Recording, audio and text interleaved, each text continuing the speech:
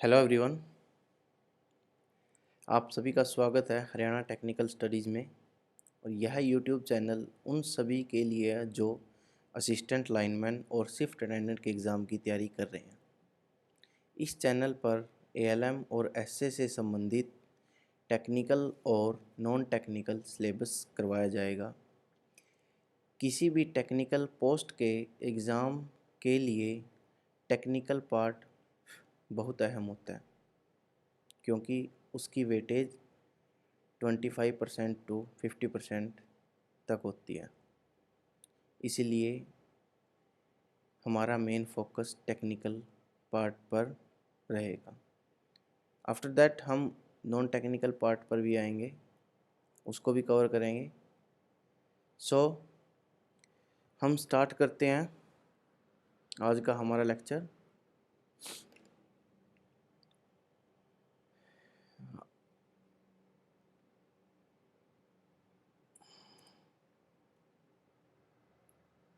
Lecture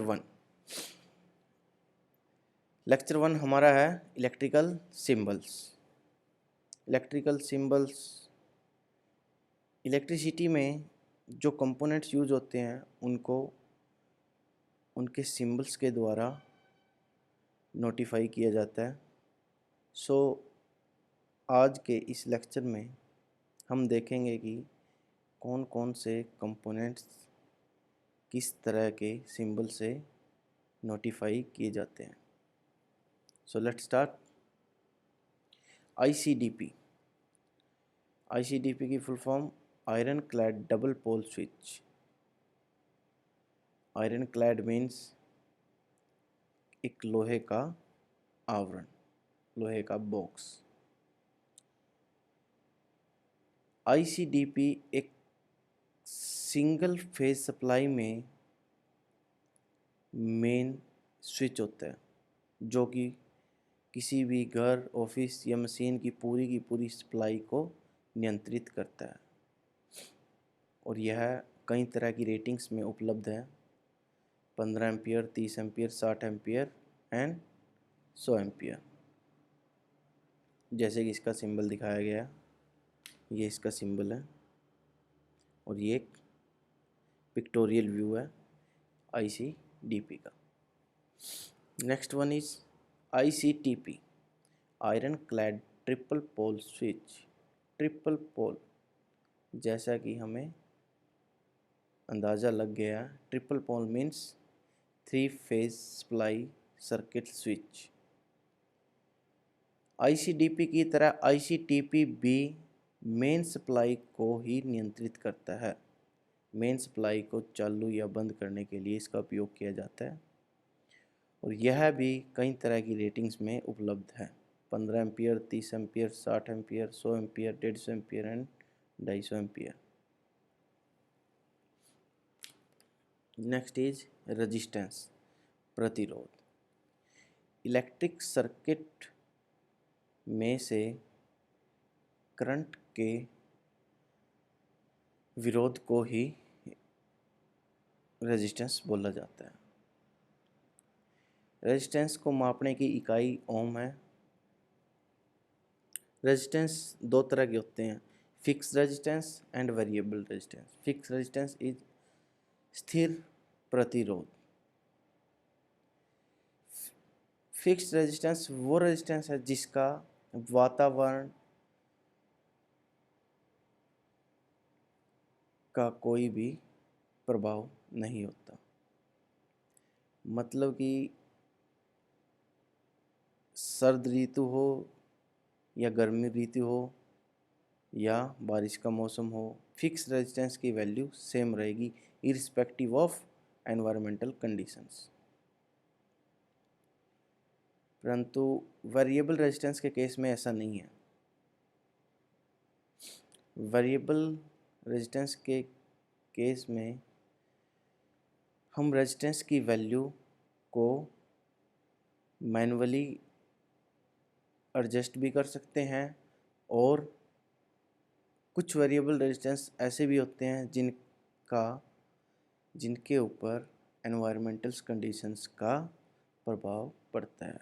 environment, जैसे जैसे environmental condition change होती रहती है वैसे ही वेरिएबल रेजिस्टेंस में रेजिस्टेंस की वैल्यू भी चेंज होती रहती है। अगला है हमारा कैपेसिटेंस। कैपेसिटेंस कैपेसिटेंस कैपेसिटर के प्रभाव के रूप में जाना जाता है। कैपेसिटर होता क्या? कैपेसिटर कैपेसिटेंस एक चार्ज है जो दो प्लेटों के बीच में स्टोर है। एक है पॉजिटिव प्लेट और एक है नेगेटिव प्लेट। अगर इन दोनों प्लेटों को और उन दोनों प्लेटों के बीच में इंसुलेशन है, मीन्स इन दोनों के बीच में कोई कनेक्शन नहीं है, उन दोनों को अलग किया गया। अगर इन दोनों प्लेट को हम निरंतर सप्लाई देते रहें तो इन दोनों प्लेट के अक्रॉस चार्ज स्टोर हो जाता है, that is called capacitance. Capacitance भी कई वैरायटीज़ में उपलब्ध है। Fix capacitor, polarise capacitor, variable capacitor. After that switch and one way switch. One way switch का मतलब है ऑन या ऑफ। यह सिंगल फेज की सप्लाई को ही कंट्रोल करता है। Two way switch. Two way switch का मतलब है कि किसी भी उपकरण को कंट्रोल करने के लिए एक से ज़्यादा स्विच। जैसा कि यहाँ पर चार कंडीशंस दी गई हैं, स्विच 1, 2 एक बल्ब के साथ। पहली कंडीशन में हम क्या देखते हैं, अगर स्विच 1 ऊपर वाली स्थिति में है और स्विच 2 भी ऊपर वाली स्थिति में है तो आपका बल्ब ऑन कंडीशन में है। कंडीशन नंबर 2, स्विच 1 ऊपर वाली कंडीशन, स्विच 2 नीचे वाली conditions. So there is a gap between connection. So इस केस में क्या रहेगा, आपका बल्ब बंद।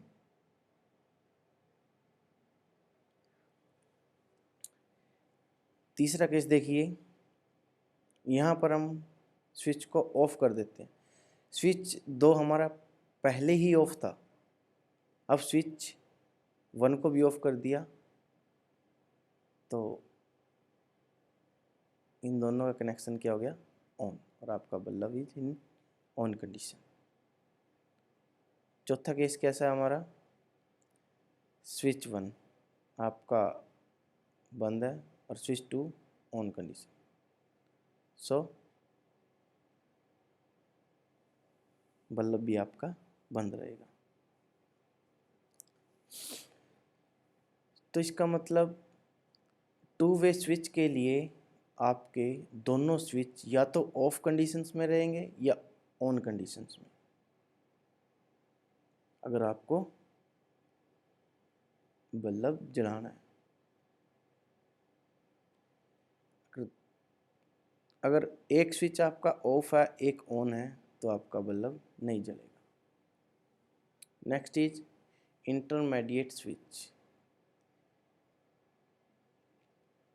यह इंटरमीडिएट स्विच, इसका उपयोग तब किया जाता है जब आपको किसी भी उपकरण को नियंत्रित करने के लिए 3 या इससे अधिक स्विच चाहिए। इंटरमीडिएट स्विच एक बीच में यूज होता है स्विच,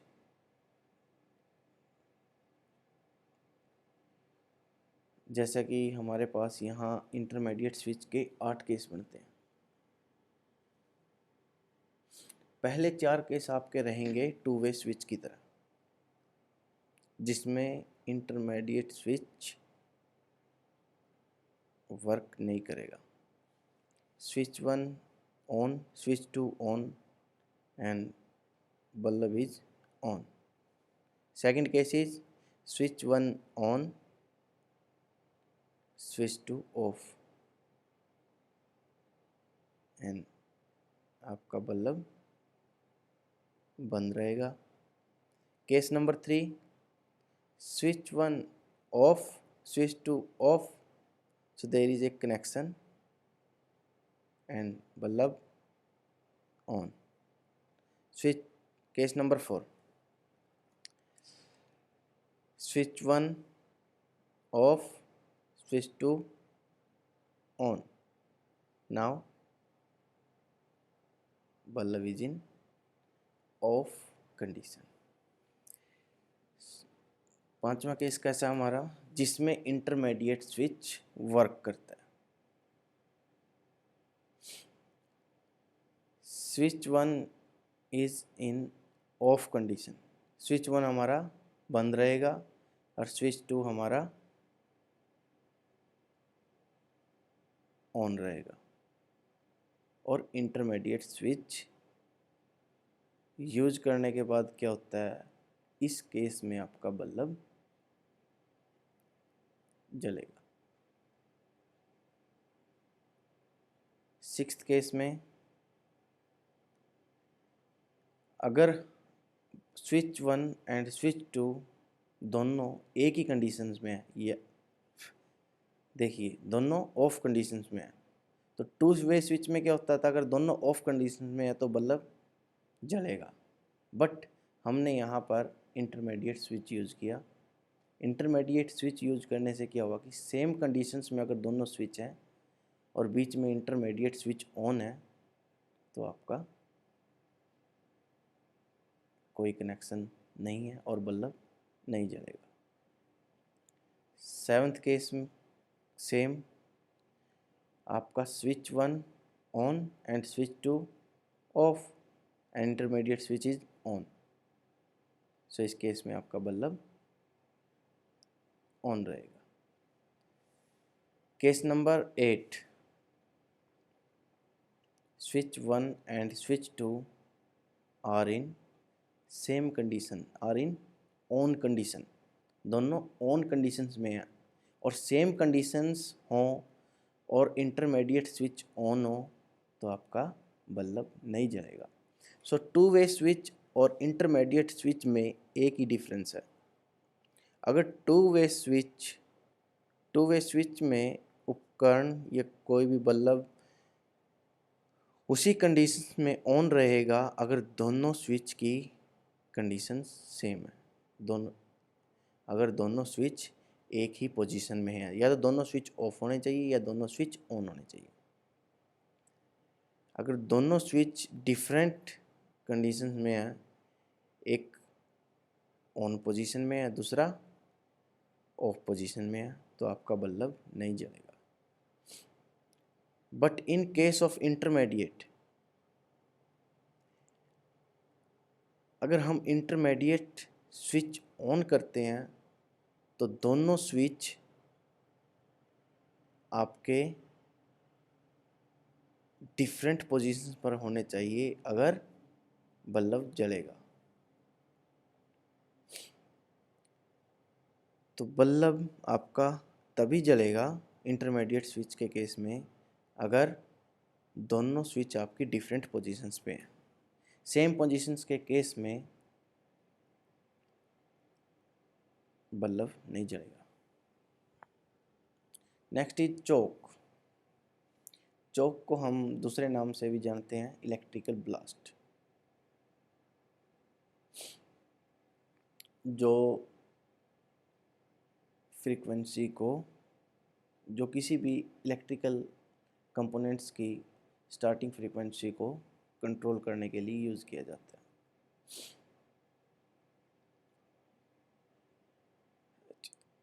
हम अपने घरों पर चौक को फ्लोरोसेंट लैंप में अक्सर देखते हैं। वहाँ पर फ्लोरोसेंट लैंप में चौक गैस डिस्चार्ज प्रक्रिया को शुरू करने के लिए बिजली की फ्रीक्वेंसी को बहुत हाई फ्रीक्वेंसी में बदल देगा, जिससे लाइट के माध्यम से वोल्टेज नियंत्रित हो जाती है। Next is transformer. Transformer is a static device. एक स्थिर विद्युत मशीन है जिसमें कोई भी मूविंग पार्ट नहीं है। सारे पार्ट ट्रांसफॉर्मर के अंदर स्थिर होते हैं। उस ट्रांसफॉर्मर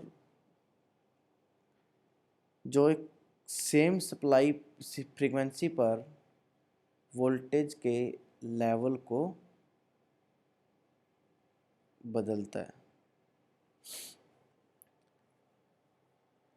और इसमें आपकी पावर भी सेम रहती है। ट्रांसफॉर्मर्स के मेन कंपोनेंट्स यहाँ पर दिखाए गए हैं इस डायग्राम में, और ये ट्रांसफॉर्मर का symbol. Conservator tank, breather, low voltage bushes, cooling tubes, trans drain off, tank cover, main tank, auto transformer.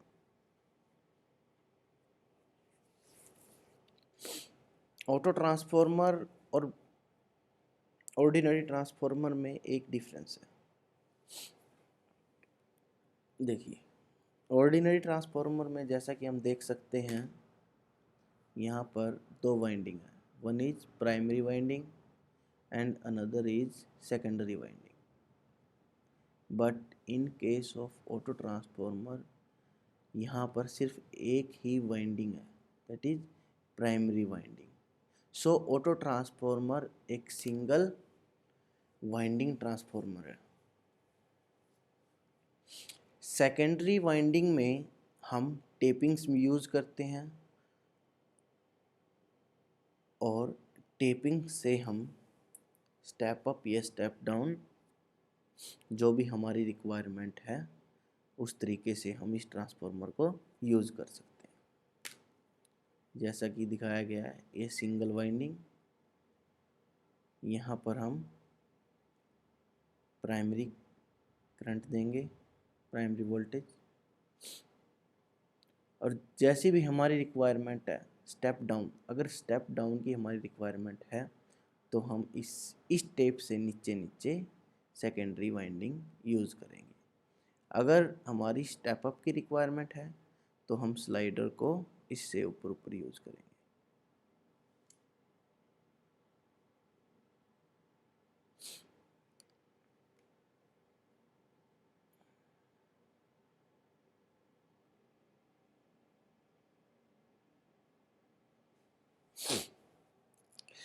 इसके बाद है हमारा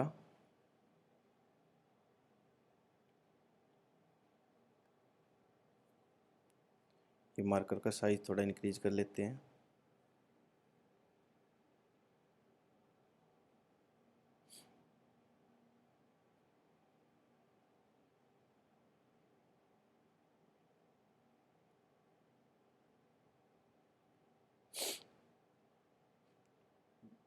सेल,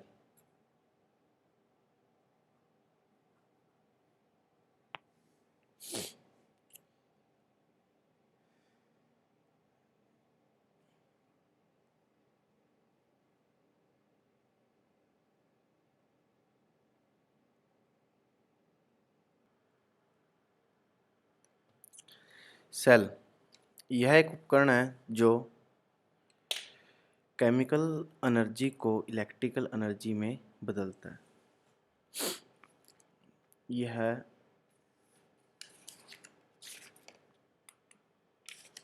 दो टर्मिनल से बना होता है।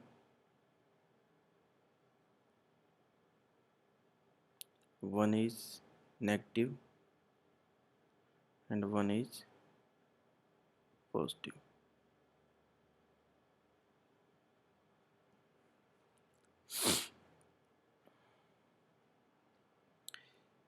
जब इसकी रेटिंग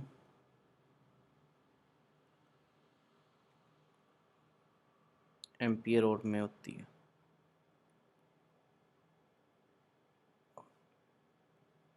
ए एच और मिली एम्पियर और। A H means, A H का मतलब क्या?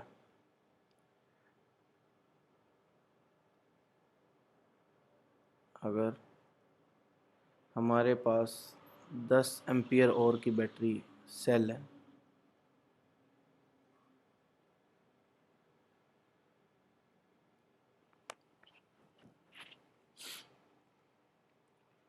और इसके अक्रॉस लोड कनेक्टेड है 5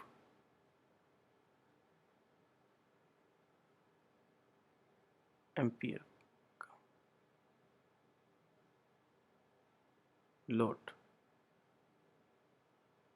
कनेक्ट है जो 5 एम्पियर करंट ड्रा कर रहा है। सो आपका सेल 2 घंटे तक आपको इलेक्ट्रिकल सप्लाई प्रोवाइड करेगा। Next is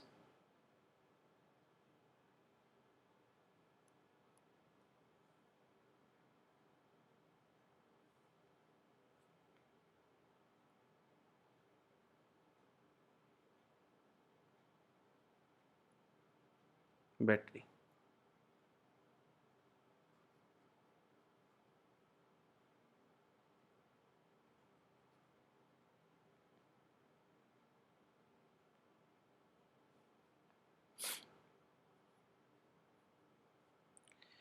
battery is nothing but a combination of cell.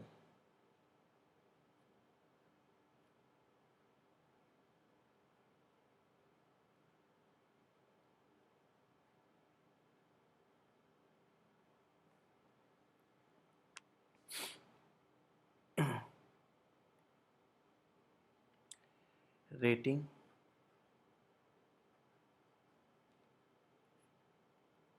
also is same, ampere और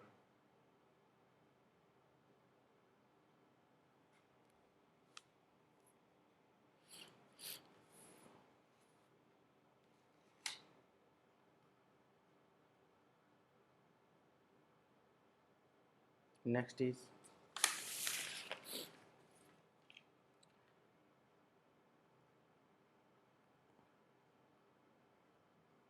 DC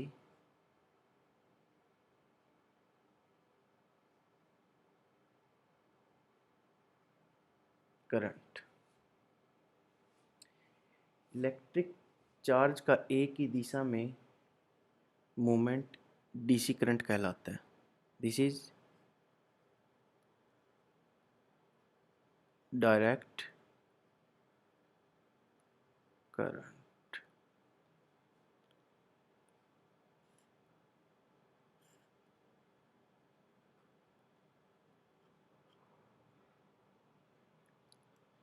इसका मतलब क्या है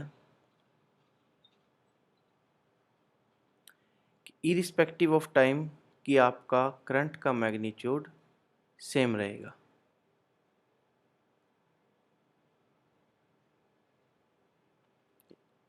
फ्रीक्वेंसी क्या होता है इसका? 0 hertz.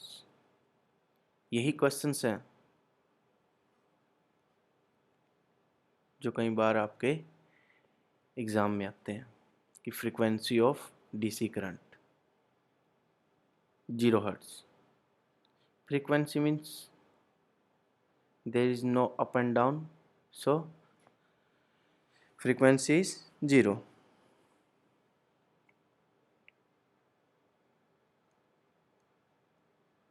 Next is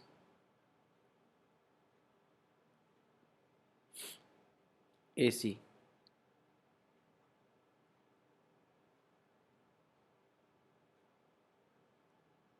AC current.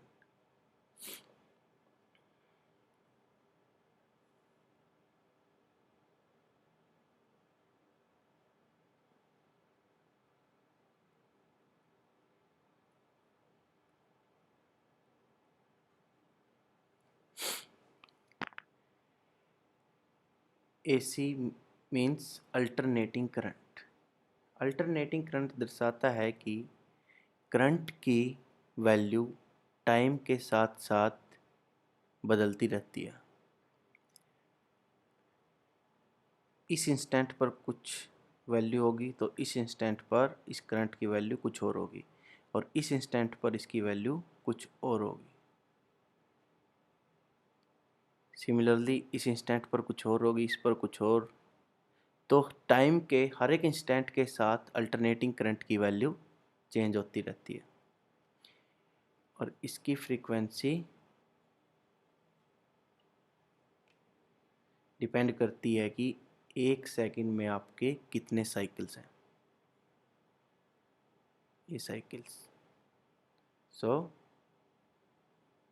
Number of cycle in 1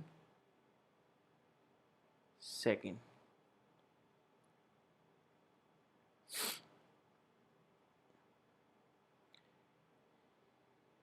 India में एसी की फ्रीक्वेंसी 50 हर्ट्ज है, और ज़्यादातर उपकरण भी हमारे 50 हर्ट्ज की फ्रीक्वेंसी पर ही काम करते हैं।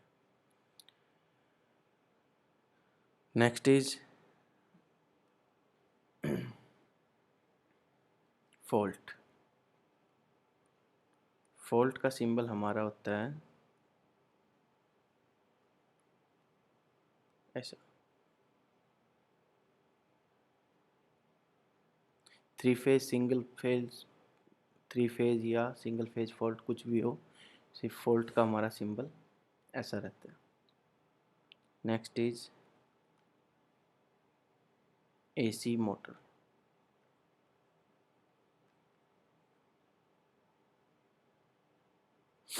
मोटर को हम दिखाते हैं, डोनेट करते हैं एम से। In case of AC there is a symbol of AC.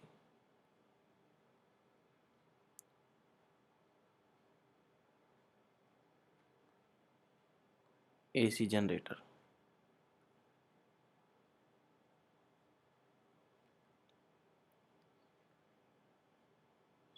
Generator को हम दर्शाते हैं जी से। So in case of AC put it here AC symbol.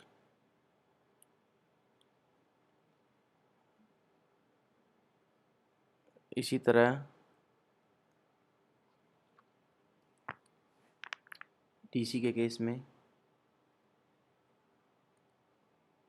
DC motor,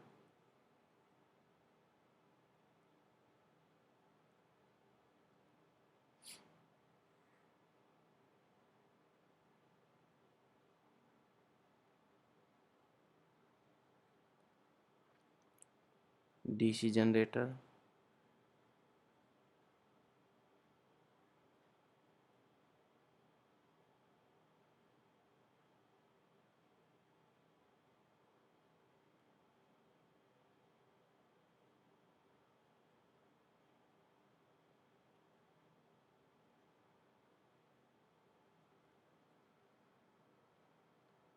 ये थोड़ा ख़राब हो गया, इसको दोबारा कर लेते हैं।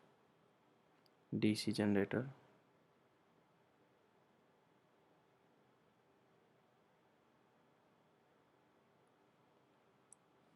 नेक्स्ट इज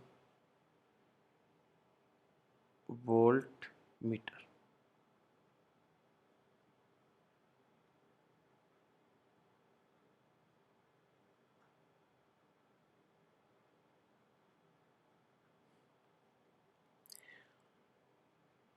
हर एक सर्किट में हम वोल्ट मीटर को ऐसे दिखाते हैं,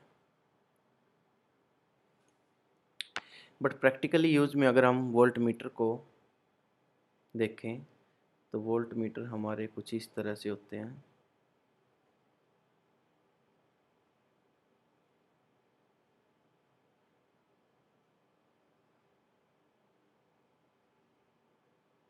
this is for AC circuit and this is for DC। इसी तरह ampere metre,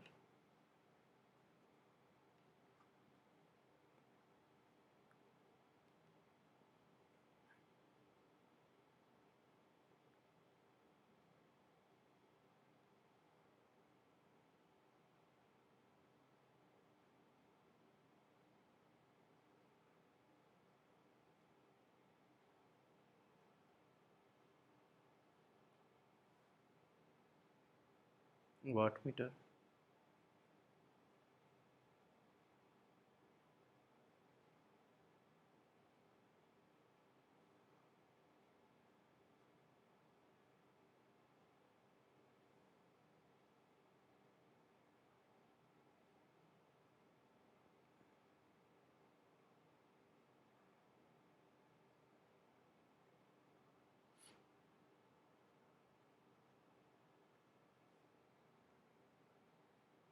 frequency metre,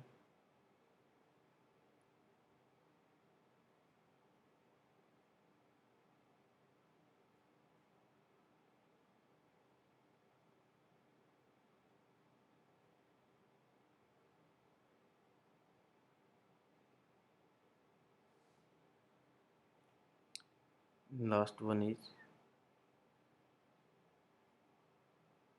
power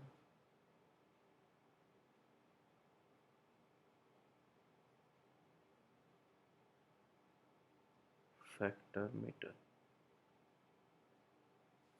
and that is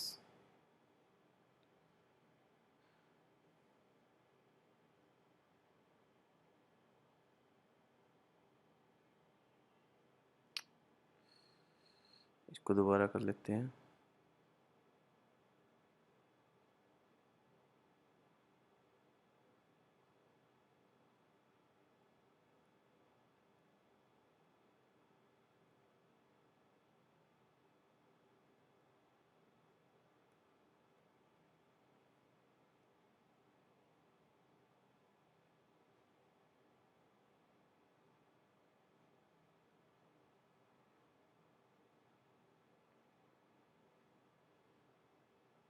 और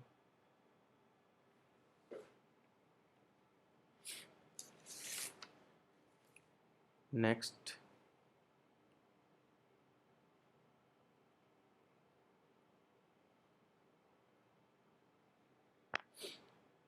circuit breaker.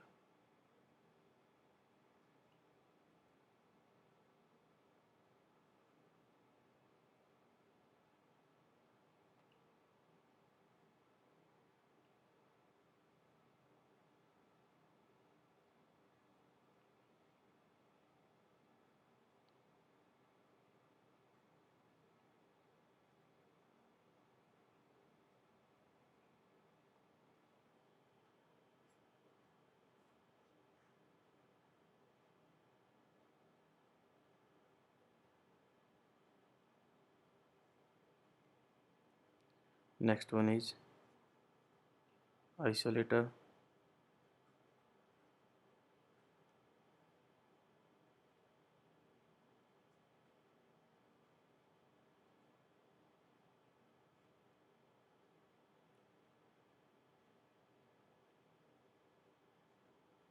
and the last one is fuse।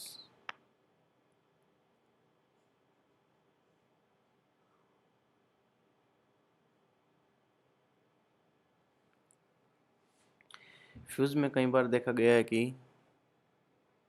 एक डार्क साइड भी होती है इस तरह से।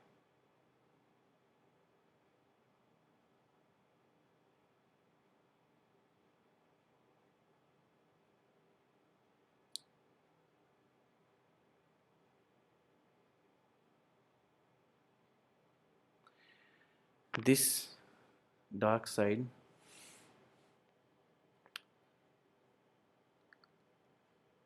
is from Spliceside.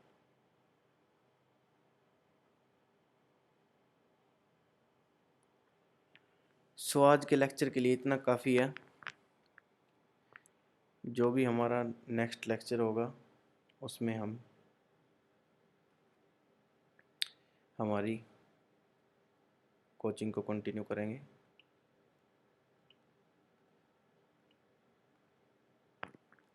So if you like my video please subscribe my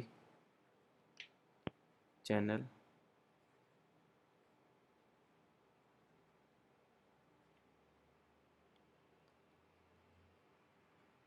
Haryana technical studies HTS and press the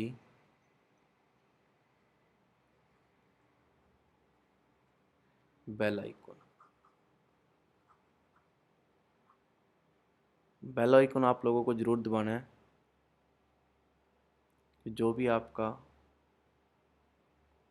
next lecture होगा वो जब भी रिलीज होगा इस चैनल पर तो आपको उसकी नोटिफिकेशन साथ ही साथ मिलती रहेंगी।